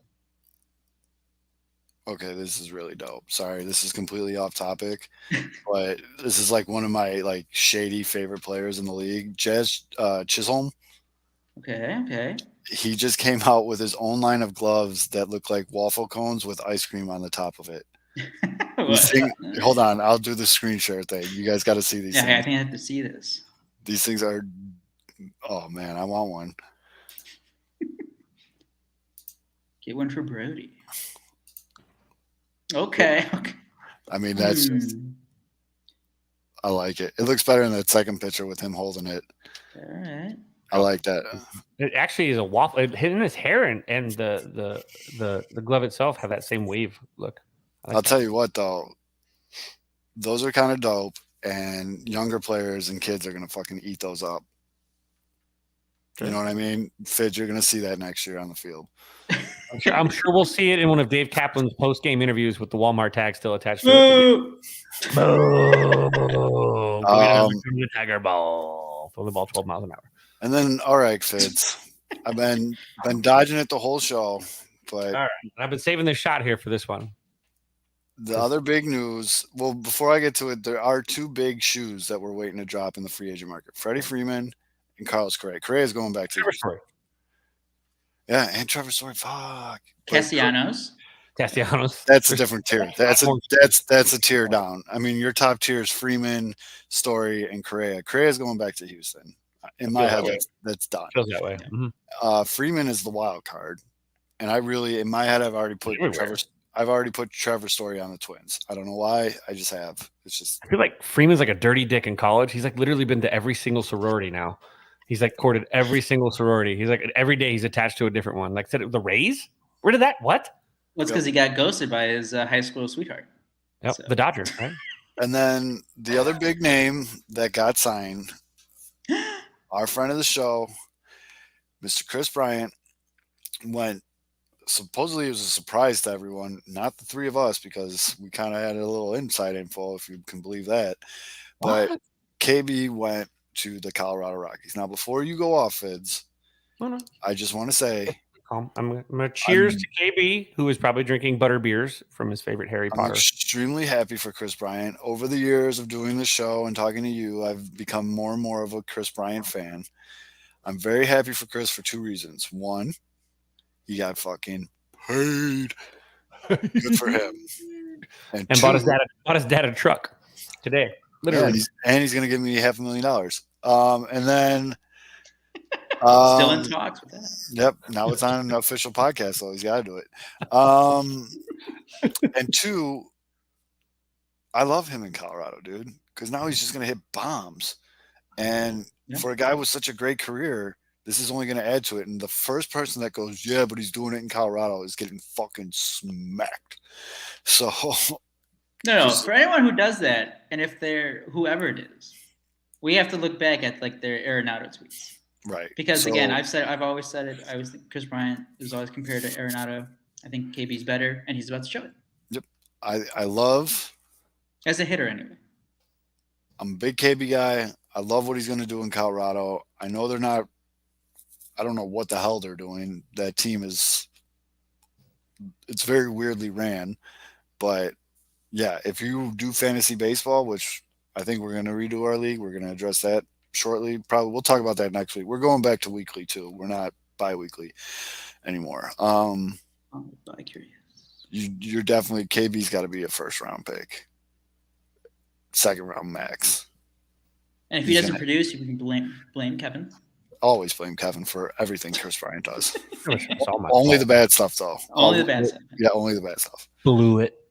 So Fids, I know you're happy for your guy, but what do you think about Kris going to Colorado? So, I guess let's talk about the history first. There's a lot of history with Kris and the Colorado Rockies. Those that don't know about the whole story, but in 2013, when Kris was drafted out of University of San Diego, the projections that we had, and again, we obviously constantly in communication. We were always talking all the time, joking about it and everything. And the general consensus from, we all got interviewed by the Colorado Rockies, all interviewed us, right? So we all had to give our testimony. We never talked to anybody from the Cubs. The Rockies interviewed all of us. It felt like it was a sure thing, the Rockies. The Cubs were going to go after Sonny Gray, I think it was. And we were like, okay, sweet. Kris is going to be a Rocky. That's awesome. Like, he's on the West Coast. It's pretty sweet. I legitimately went to a concert at Red Rocks. We left the day of the draft, meaning I was driving to Colorado thinking I was going to walk in like a freaking like Julius Caesar into Rome. Hey, you guys drafted my guy. Suck it. Who's buying me drinks? And we were in Green River, Utah when the Cubs were drafting. And and now the Cubs with the second pick in the draft, the Chicago Cubs take, and it went, and the radio froze. We ran out of service for like 4 minutes. And when we came out of service, it was the Cubs that drafted him. And I was like, what the? I had like 25, 30 push notices, text, and whatever. And I'm like, wait. So this whole time, the Rockies were really, really, really, really super set on drafting Kris. And the Cubs jumped in, and that was when Theo revolutionized the draft at that point by taking mature hitters instead of the teenage arms. And so that, which was the expectations. And so, yeah, the Cubs wanted Apple, but Apple was going first anyway. And so it was Apple, Gray, Kris. That's what it was supposed to be. And so the Rockies were always like something that we were always used to. We were like, oh man, this is going to be sweet. We play our baseball tournament there every single summer. Kris will be there. We'll be able to take the guys in, down on the field. We were making plans without Kris. We were like, dude, you're going to do this for us. You're going to do this for us, dude, because you're going to give back to Bonanza. And it didn't happen. So like there was a connection there. So with this thing, there's such a really cool poetry of baseball. I know a lot of people are crapping all over. A lot of people like Ken Rosenthal are crapping on the decision. Like, why would you choose the Rockies? Because of what they did with Arenado or what they did with Story. And I'm going to tell you right now, one thing about Nolan Arenado. Ask anybody that works in the Colorado Rockies organization what they think about Nolan Arenado. And then you'll know why they paid $50 million to make him go away. They're not the same people. And so that's that. I don't know about the Trevor Story stuff. I can't. But the hate of him going there is a little frustrating because it's his big day. Instead of saying this is really awesome, Kris, everyone keeps saying it, Kris is a great guy to build around. Hey, look, the Rockies are building around Kris Bryant. Now all of a sudden we're going to shit all over the decision because it's the Rockies. They're not done yet, first off. So, with that pick, he's getting $7 million. 180 or 7 years, 100 or 5, no, 7 years, 182 million. Am I doing that right? Or is it? Take another shot, Kevin. Take another shot. It's 7 for 182. 182. Yeah. Sorry. 7 for 182, which comes up to roughly $26 million a year, which again, there's been a lot of victory lapping with whether Anthony Rizzo's contract or Javi's contract saying that Jed played it right and these guys weren't really worth it. Well, hey, if you take the actual numbers of Kris, what he made since the fake offer that Cap keeps, parading around even today, David Kaplan today legitimately cited Buster Olney as his proof that he didn't lie, not realizing that Buster Olney's entire report was citing Dave Kaplan's false report. It was like fucking 6 degrees of separation. It was like Inception right there. So that whole whatever he's getting, when you add that money up over the time when the alleged offer, which never came, Kris over a 9 to 10 year period is going to be making roughly $24.5 million a year by the time this thing's over. He got paid. Now, Jess, his wife, obviously they have little Kyler, who was born April 7th, 2020 on my birthday. That's how I always remember. He was born on the same day as me. Not the same day, but the same birthday. We're about the same height though, already. And now Jess, his wife, is pregnant with twins. She's due here in a couple months. Obviously the decision he's going to make is going to be something. People look at the monetary value and they sit there and that's all they judge. And with all these contracts, I think the biggest mistake that people make is judging it by, oh, it's this many $1 million over this many years. It's not just the dollar amount. These guys, that's drops in the bucket at this point. When you get past a few $1 million, what is it, man? It's like when you plan it for your great grandkids. It's the verbiage in the contract. Do you have an opt-out? Do you have a no trade clause? Can you control your own destiny if your owner goes rogue and backstabs you? And these are big parts of contracts that people don't take into consideration. And again, I've said it a million times on Twitter. Meatballs look at the dollar amount. Sharps look at the verbiage and the fine print. And KB's fine print was never getting an offer.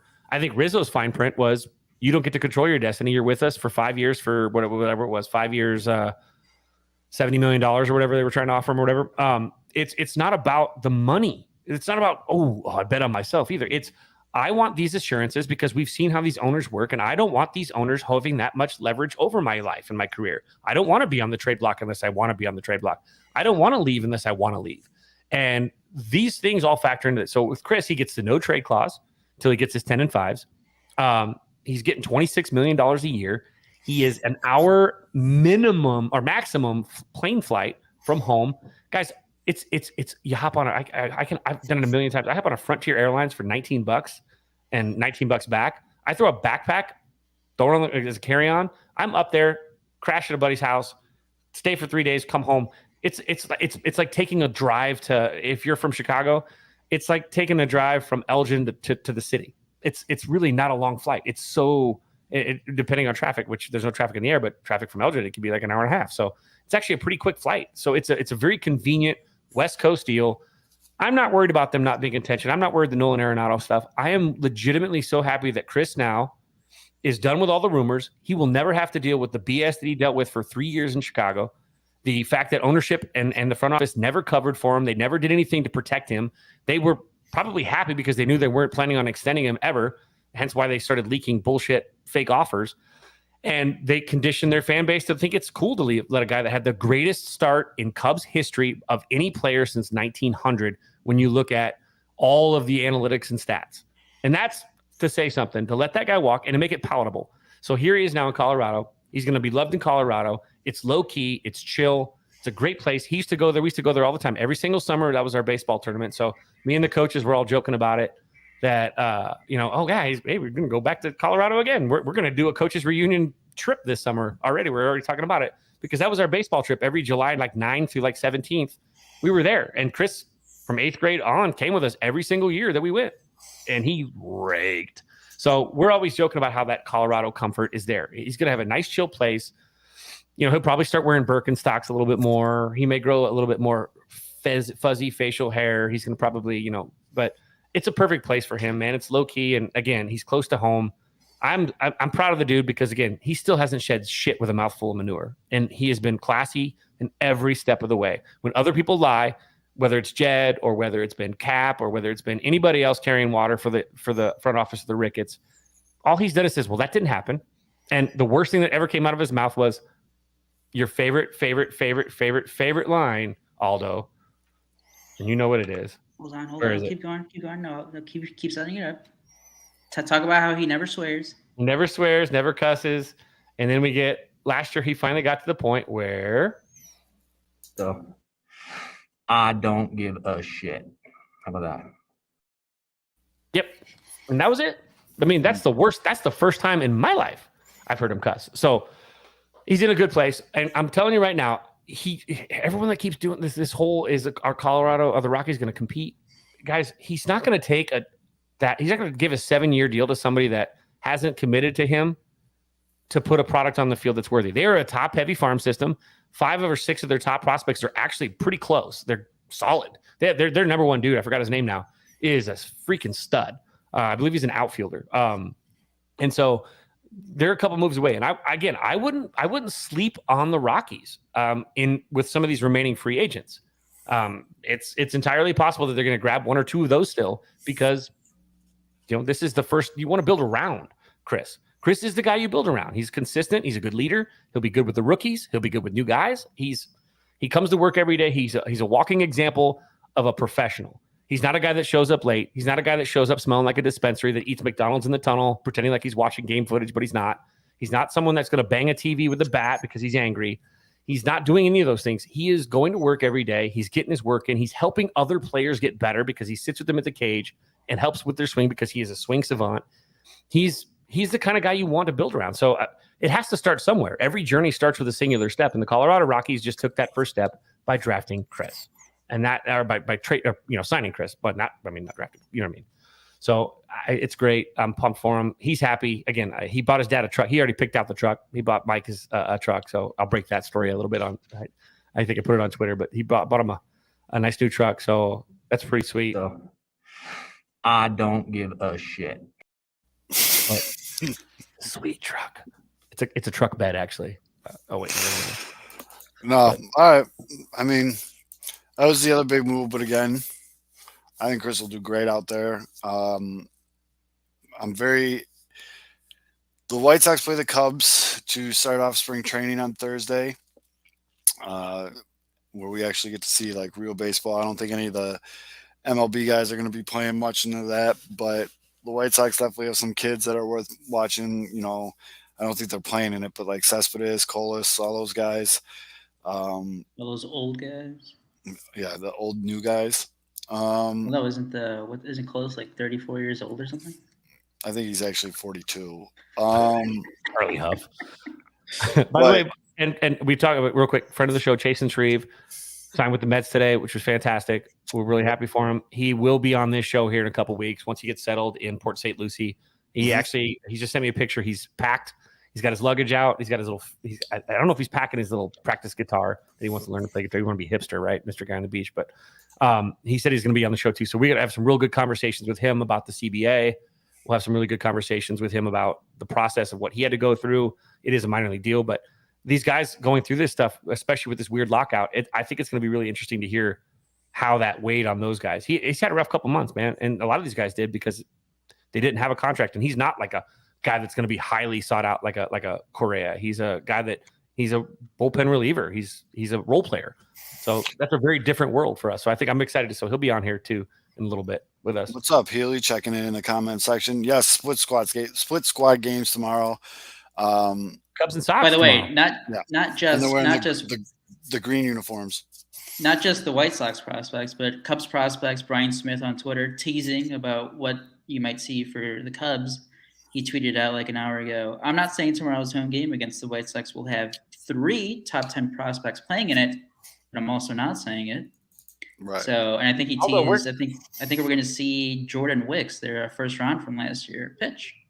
And although without using Reddit, where can we watch these spring training games? Actually, I'm going to have to find a new one there. But don't worry, if you do have trouble finding, obviously not everyone has Marquee.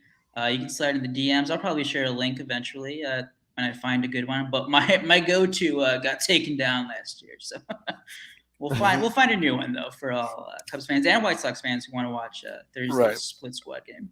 if there is a will, there's a way. I'm pretty sure it's on TV though because they're winning they're wearing the green. The St. Patty's Day uniforms. Shit, I gotta stop yawning. The St. Patty's Day uniforms, though, the green hats and so they definitely want that on TV to sell merch. Merch, baby, merch. So Pete Crow Armstrong, maybe. Oh, is he healthy there you enough? go. Nice. Oh my god, I just kind of like poo-pooed a little bit. All I can think of is his mom. I did want to ask one thing, Kevin. Mhm. Just quickly circling back to the Cubs and what they're doing.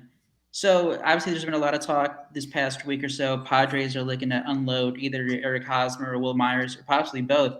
I remember last year during the trade deadline, and maybe this was just like, hey, I'm not going to blame you because we were all mad. But I remember bringing it up because at that point, it was also there's also a report that they were trying to do that back then. But I remember at first you were completely against buying a prospect and taking on Eric Hosmer's money. But now you're all for it. So what changed? Fire sale at the trade deadline. That means the big three was gone. It was all emotion, right? Like, I don't blame you. No, it was. You don't need to do that if you're rebuilding. If you're not rebuilding, you don't need to do that. But the Cubs aren't really at a point where they're going to be a World Series contender just yet. So at this point, you got Hosmer, who has an opt out after 1 year. He is a guy that has $13 million on the final 3 years of that contract. Depending on how he plays this year, it's a low risk, but you're going to also get back. And I obviously thought maybe about Abrams, but it sounds like Hassel would be the get. And Hassel's a fantastic left-handed center fielder, freakishly good, great hitter. I think it was their minor league player of the year for the Padres. And if you could get Hosmer and his salary, and I'm not entirely look, I've actually said it to a bunch of people now at this point. I've said it to you guys.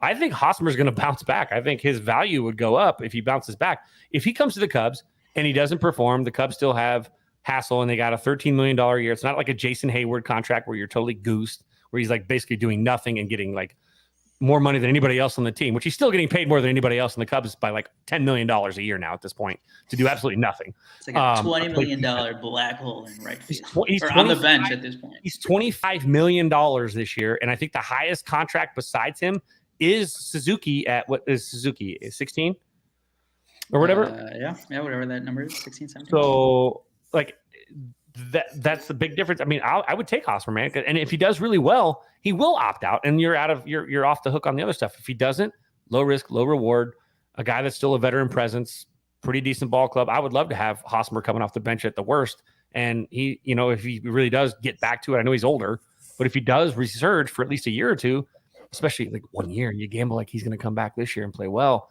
he opts out, takes a dip, and you get Hassel in return for basically nothing except for taking on a little bit of salary. And it takes the pressure off of Frank Schwindel because, again, the fact that the Cubs are relying on Schwindel and they're relying on Patrick Wisdom is very frightening to me because Wisdom was figured out to end 2021, and Schwindel hasn't really proven himself yet. And I got to watch the dude play a ton here in Vegas when he played for the Aviators.